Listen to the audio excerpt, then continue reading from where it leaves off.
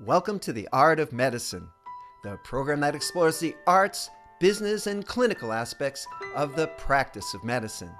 I'm your host, Dr. Andrew Wilner, and today I have a special guest, Dave Combs. Dave is a musician and the composer of the beautiful music you hear in the background. We're going to talk to Dave about where that music came from and the power behind it. But before we get started, I'd like to thank our sponsor, Comp Health. If you're a physician looking for a new job or considering locum tenens for the first time, be sure to check out Comp Health. I've worked locum tenens with Comp Health. I appreciate the personalized experience I have with my recruiter, who is dedicated to my specialty and knows my needs and goals. Comp Health also offers full-time permanent jobs if you are looking for a longer-term switch. For more information, check out comphealth.com. And now, without further ado, let me welcome my guest, Dave Combs. Dave, thanks for joining The Art of Medicine. Thank you, Dr. Wilner. It is an honor and a privilege to be here with you today. Dave, I was listening to music, and I don't know, it sounds familiar.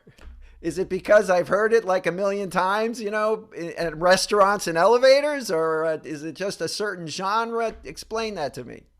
Well, you may well indeed have heard it before, because I wrote the song 41 years ago, and it's been played millions of times on lots of venues. It used to be on the radio a lot when we had easy listening radio stations back in the day, and all of those stations played Rachel's song. So you may well have heard Rachel's song sometime in your past. So it's a very simple, and some people tell me a very memorable song. Once they've heard it, they remember hearing it for the first time.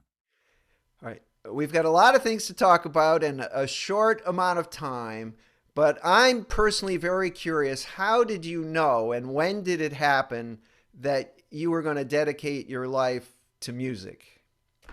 Well, I grew up in East Tennessee in a musical family, around music all my young life. My mother and father both played piano. My grandmother Combs played the old pump organ and the auto harp, and I had lots of classmates and friends that played instruments. So I grew up around music. I loved to sing. I ended up being my church's part-time choir director for 2 years while I was in college, and had another church that I directed the choir when I started my career at AT&T Western Electric after college. So music has been kind of a supplemental part of my life and career all my life, but it wasn't really until Rachel's song came along in 1991 when I wrote the song.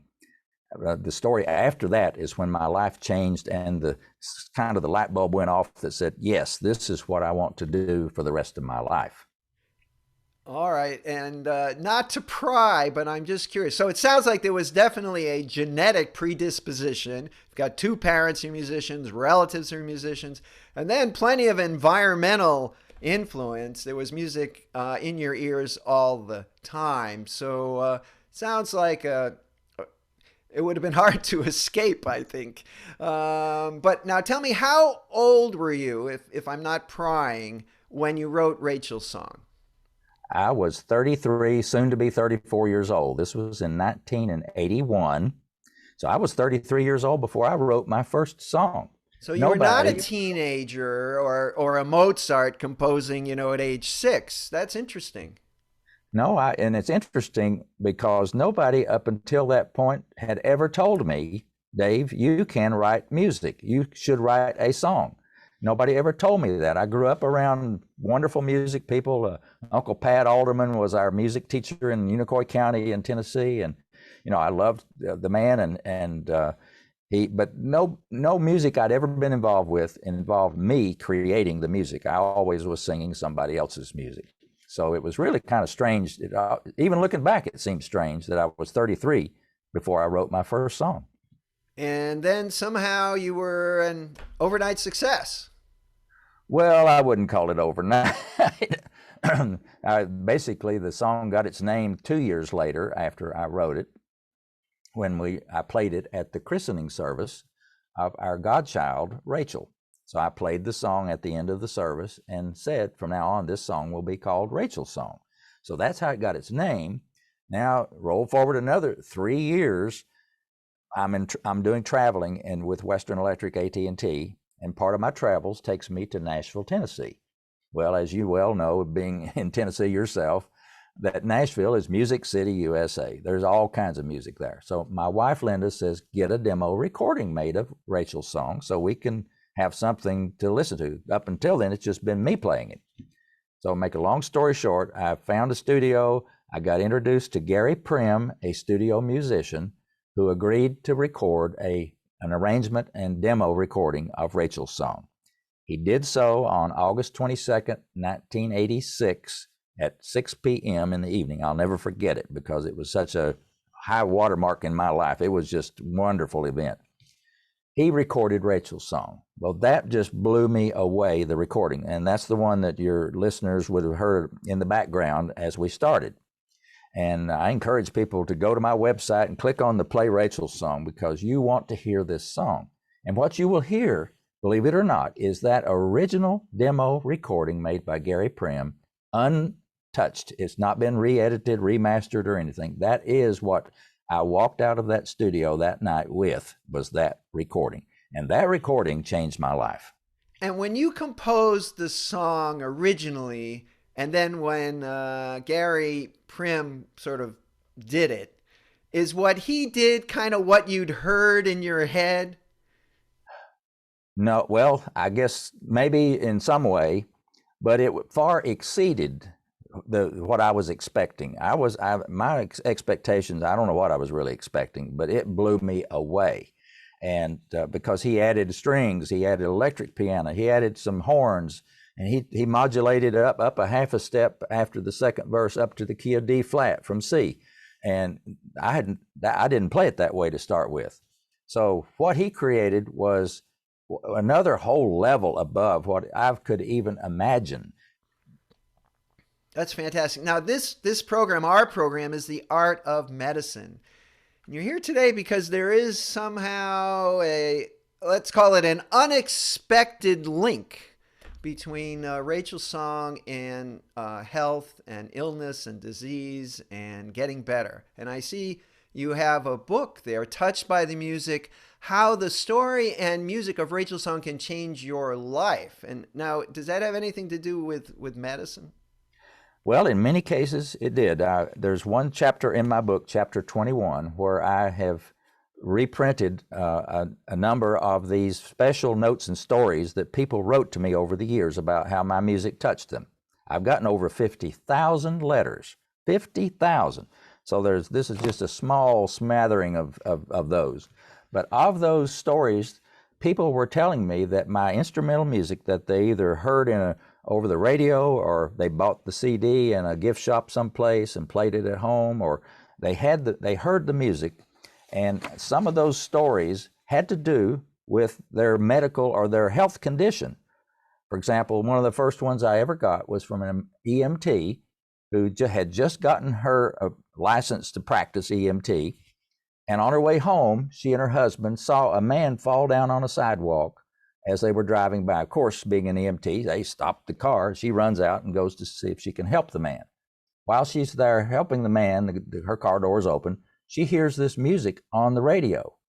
And she yells at her husband, "Turn that up loud." And he did. And the music calmed this gentleman down to the point where I think he was under either a panic attack or maybe having a heart attack. I don't know, but he was certainly having distress. And she said that music calmed him down. And by the time the ambulance got there, he was okay.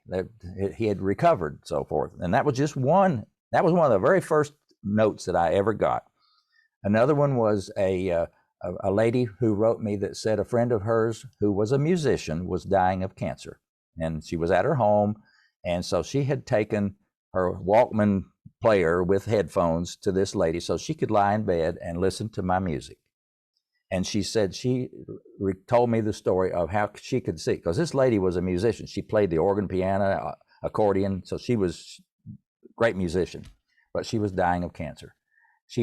As she was listening to Rachel's song, the note said that she noticed that her eyes were closed, but her fingers were playing on the sheets of her bed. She could tell that she was playing the music on her bedside there. And so, and that she pointed to her headset in there and just, and smiled. So that was another case where music really ministered to somebody that was in distress. One of them, one lady wrote me and she said, I listened to Rachel's song the entire time I was in labor with my child. So it helped me get through labor. Another lady wrote me about her depression and how my music had been such an important part of her recovery from depression. And then the last one is about a person that was on a ventilator near death. And the only thing he could hear was Rachel's song through his headphones. And so he basically would point to his headphones and smile and give a thumbs up that was really helping him. So I know those are just anecdotal, but you can Google the medical articles of the research. There's tons of research about the effect of music, particularly instrumental music, on a person's stress level. And as you know well, that stress is called the big killer. It's a major part of disease and death. And the research has shown that my kind of music, in particular, I'd love for them to have used actually my music in the study, but other music was fine. But it shows that your blood pressure can come down, your heart rate will come down, certainly, and your level of anxiety and stress can be reduced by music, in particular my music. So I know now of those 50,000 letters I got, a lot of those deal with health issues and the person, how it impacted their health and well-being.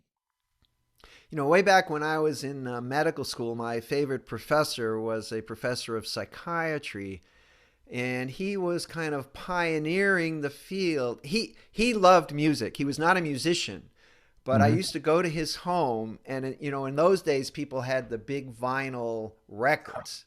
Oh, you're right. And I think he had a collection. Well, it was an entire wall that he had, and I think it was about 3,000 recordings that he told me. And he believed in something called musicotherapy, and it was his personal passion.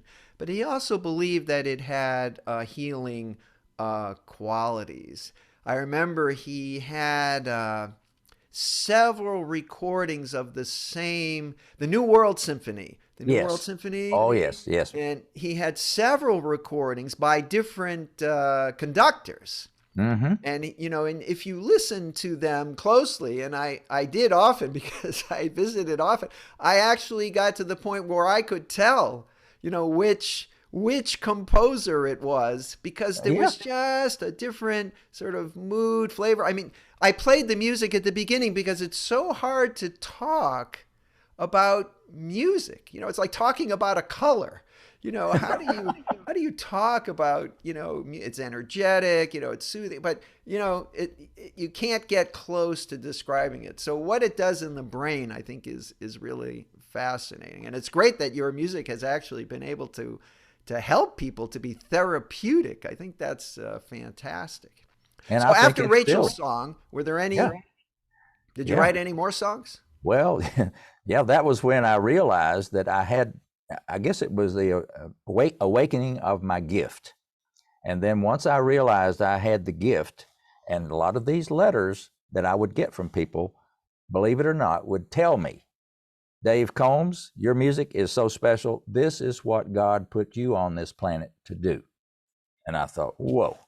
And I don't know whether that's God speaking or I'm just getting a letter, and maybe this is a letter from God. I don't know. But, I got the message, and that I really took it to heart that I needed to create more. So I ended up writing.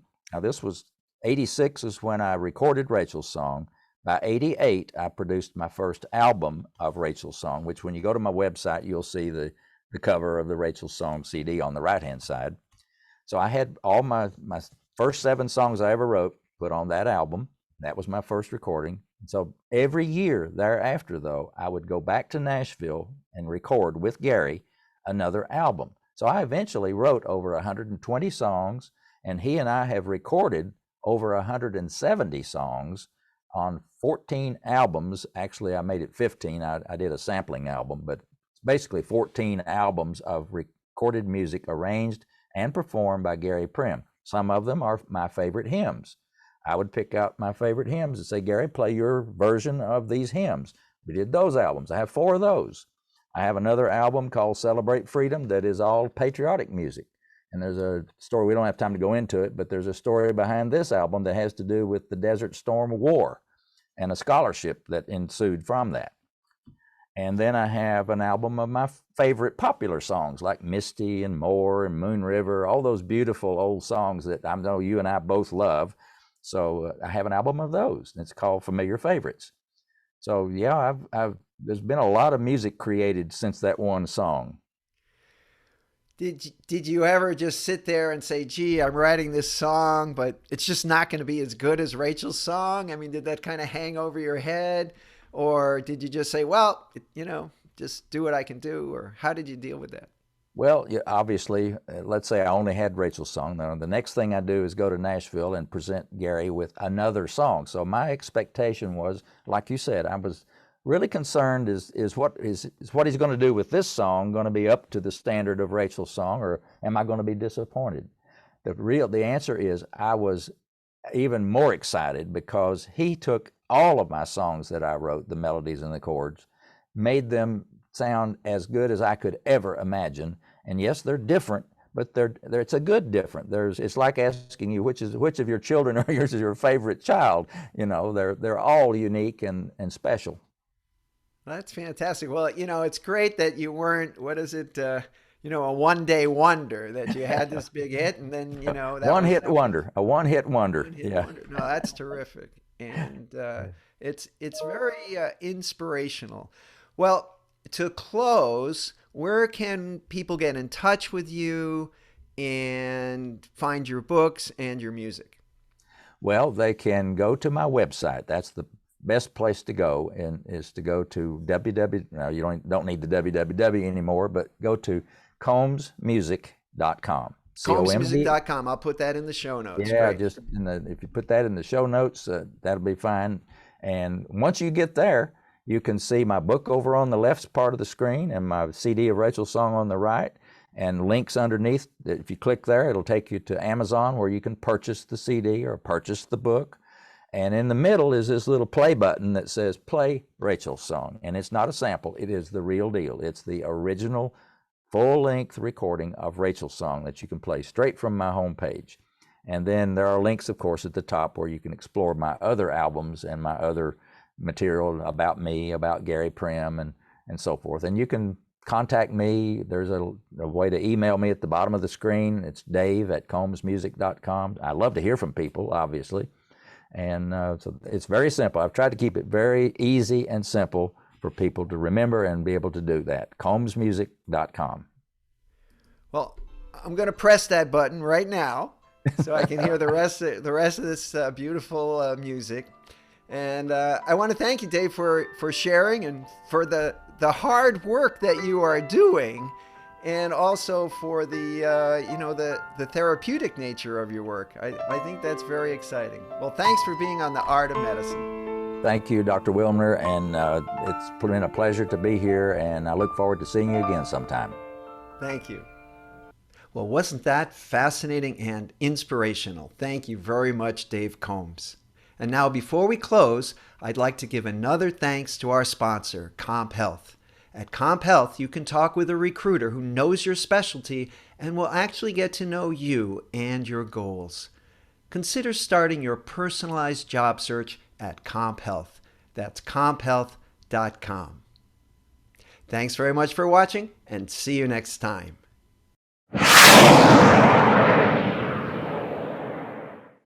This program is hosted, edited, and produced by Andrew Wilner, MD, FACP, FAAN. Guests receive no financial compensation for their appearance on The Art of Medicine.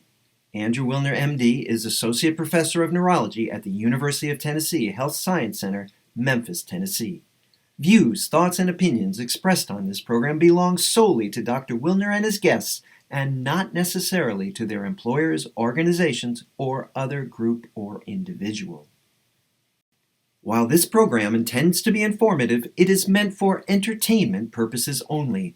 The Art of Medicine does not offer professional financial, legal, or medical advice. Dr. Wilner and his guests assume no responsibility or liability for any damages, financial or otherwise, that arise in connection with consuming this program's content. Thanks for watching. For more episodes of The Art of Medicine, please subscribe. www.andrewwilner.com